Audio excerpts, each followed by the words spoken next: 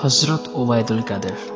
সময় তো এখনো অনেক আছে, ভালো হয়ে যাও, তওবা করে নাও, না হলে এমন পরিস্থিতিতে পড়বে সময় পাবে না ভালো হবার। ভাববেন না আপনাকে হুমকি দিচ্ছি, আমি আপনাকে সতর্ক করছি, কারণ মরে গেলে তো আর সুযোগ পাবেন না, তাই আগে থেকে আপনাকে জানিয়ে দিলাম আর কি।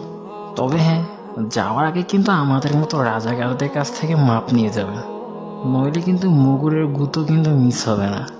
আর আপনার তো সরকারের পা চাটতে চাটতে অভ্যাসই হয়ে গেছে, জনগণের পা চাটতে এত অসুবিধা হবে না। আচ্ছা যাই হোক, আমি আবার কিন্তু সকলের ভালো চাই, তাই আপনাকে একটু উপদেশ করলাম আর কি, মাইন্ড করবেন না। কারণ আমি তো আপনার গ্রামেরই ভাই, আপনি যেখানে থাকেন আমিও সেখানেই থাকি, নোয়াখালী। শুধু ডিটেলসটা আপনাকে দিব না, তবে নামটা বলে দিচ্ছি, বাদশা। খুঁজে বের করতে পারেন তো করেন। আল্লাহ হাফেজ।